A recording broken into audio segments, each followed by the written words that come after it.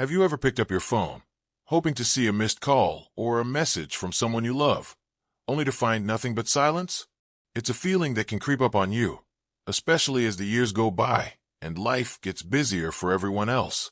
Maybe your kids are caught up with their own families, or old friends don't reach out like they used to. That quiet can start to feel heavy, like you're fading into the background of everyone else's story. If you've ever felt forgotten or wondered if you still matter, you're not alone. I've been there too, and I know how much it can hurt. But here's the good news. You don't have to stay in that place. You can rebuild your sense of self-worth, reconnect with the people who matter, and feel important again, no matter how distant others might seem.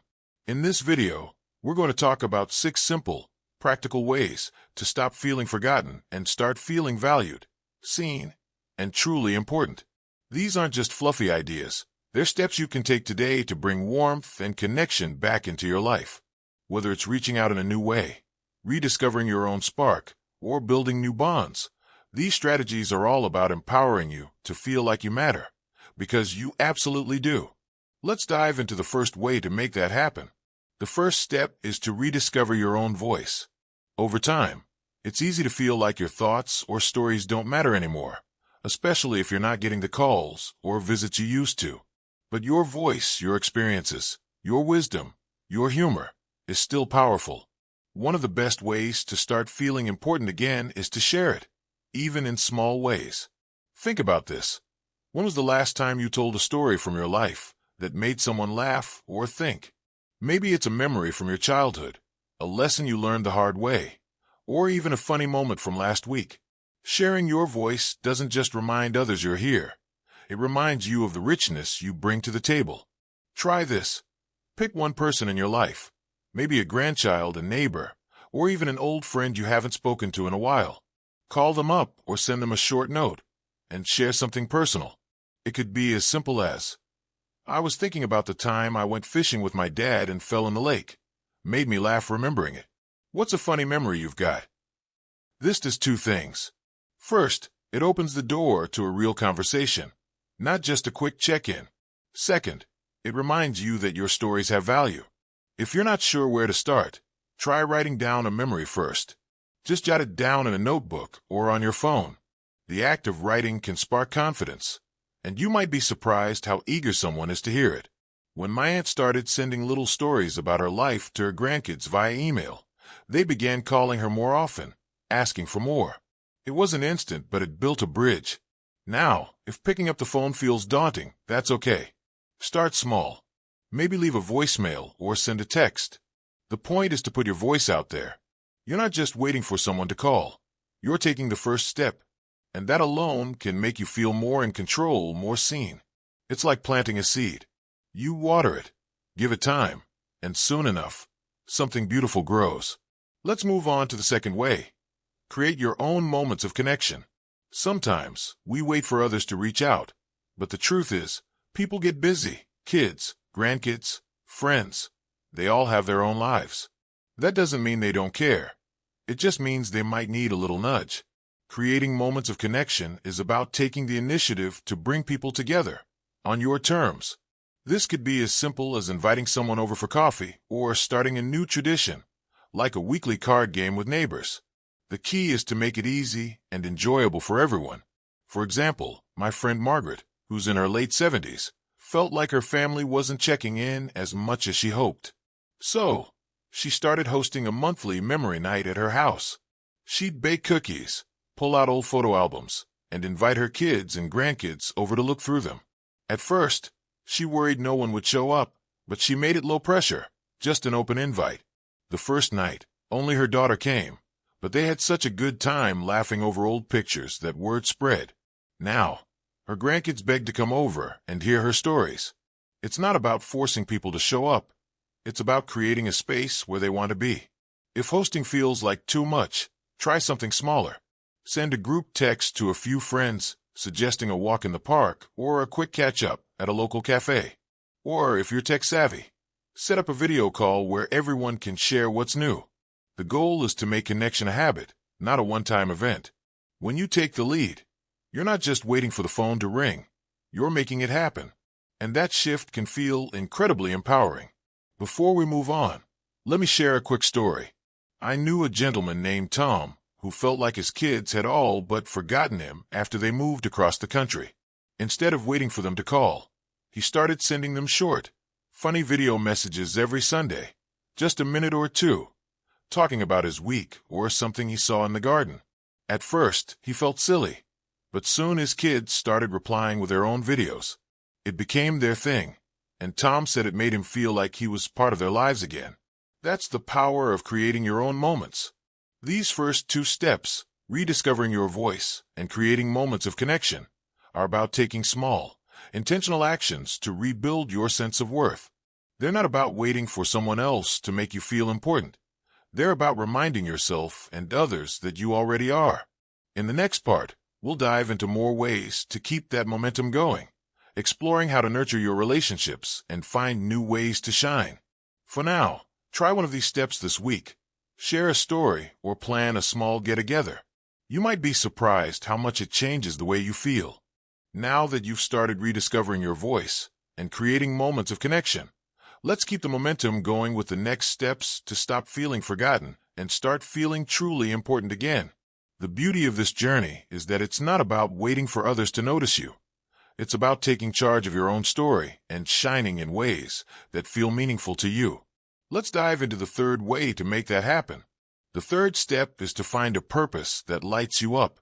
Sometimes, feeling forgotten comes from a sense that our days don't have the same spark they used to. Maybe you're retired, or the kids have moved out, and the routines that once filled your life aren't there anymore. That's when finding a new purpose, or rediscovering an old one, can make all the difference.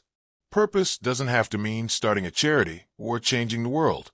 It can be as simple as doing something that makes you feel alive and connected to others.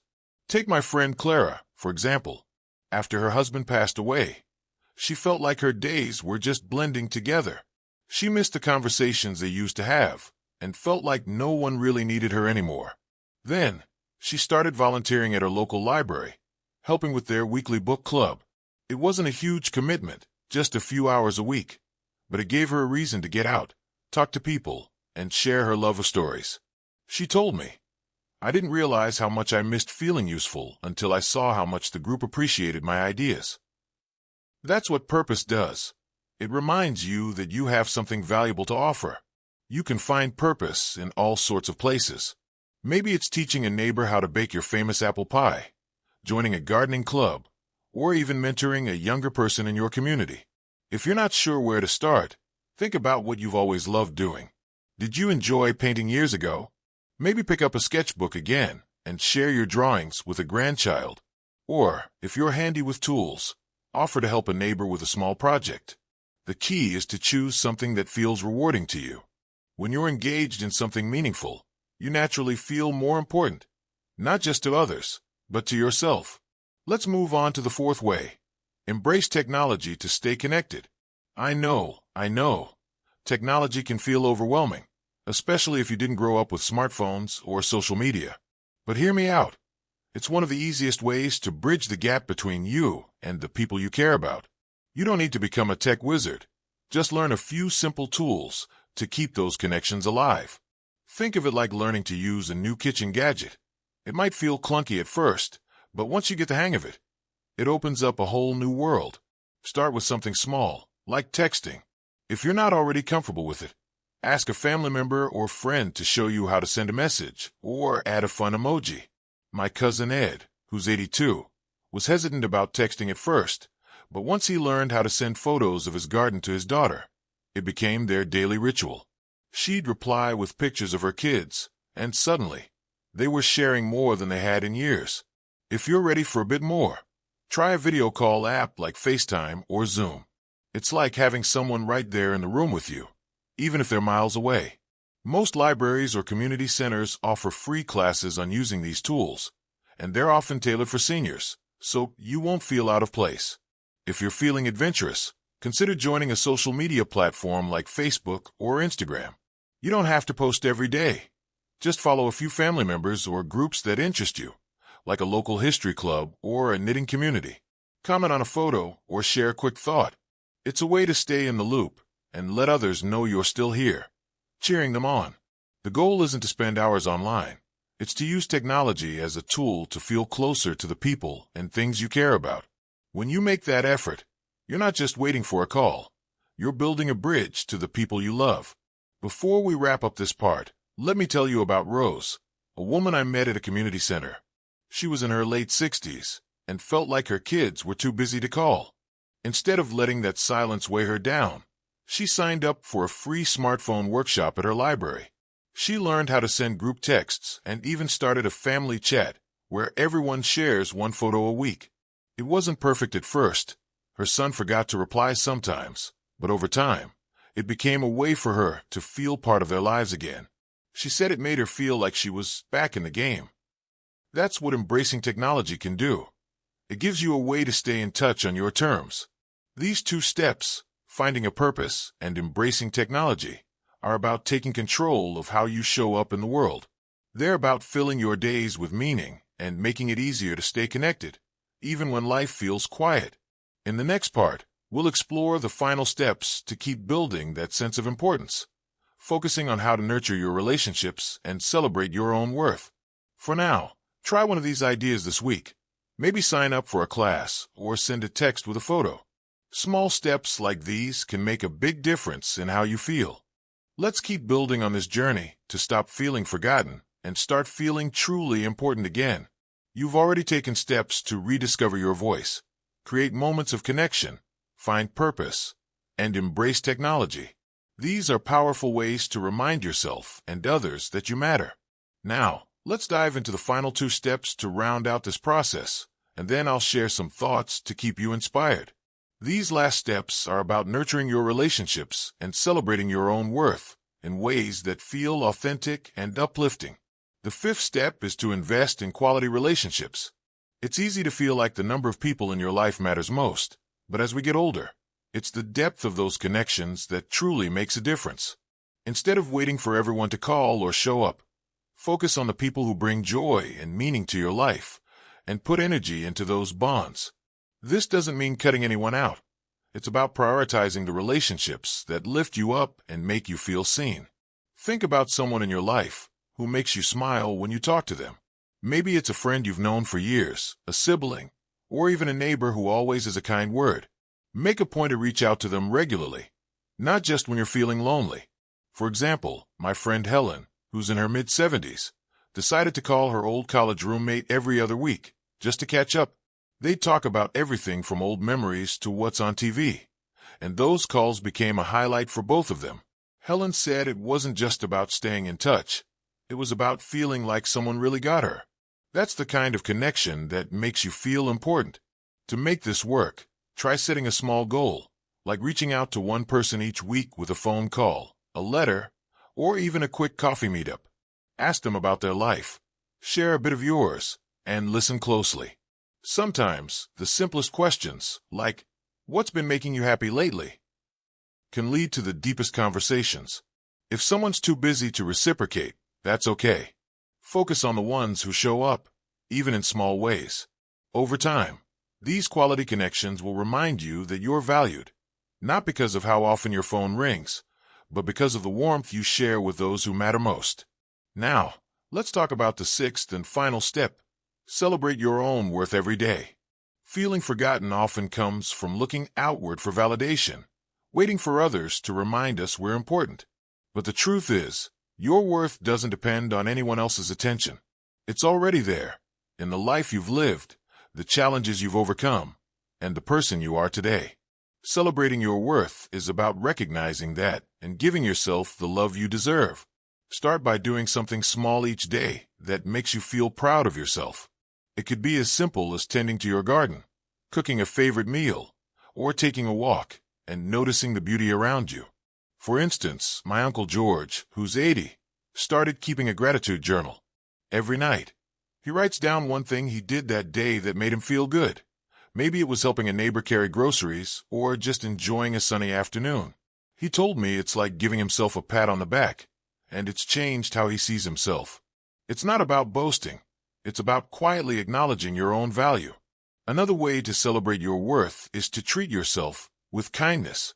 Talk to yourself the way you'd talk to a dear friend. If you catch yourself thinking, I'm not important anymore, pause and remind yourself of something you're proud of, like the family you raised, the career you built, or even the way you make people laugh. You could also try creating a small ritual, like lighting a candle at dinner or playing your favorite music while you relax. These moments are a reminder that you deserve to feel good, no matter what's happening around you. As we wrap up, let's think about what we've covered. You've got 6 powerful ways to stop feeling forgotten and start feeling important again. Sharing your voice, creating moments of connection, finding purpose, embracing technology, investing in quality relationships, and celebrating your own worth. Each of these steps is like a thread in a tapestry, weaving together a life that feels rich, meaningful, and full of value. You don't have to do them all at once. Just pick 1 or 2 that resonate with you and start there. Maybe this week, you'll call a friend you haven't talked to in a while or write down one thing you're proud of. Small changes like these can ripple outward, transforming how you feel about yourself and how others see you. I'd love to hear from you in the comments below. What's one step you're excited to try? Maybe you've already started connecting with someone or found a purpose that lights you up. Share your story. Your experiences could inspire someone else watching this video. If you found this helpful, please give it a thumbs up and hit that subscribe button for more content to help you live your best life at any age. Here's to feeling seen, valued, and important, because you absolutely are. Keep shining, and I'll see you in the next video.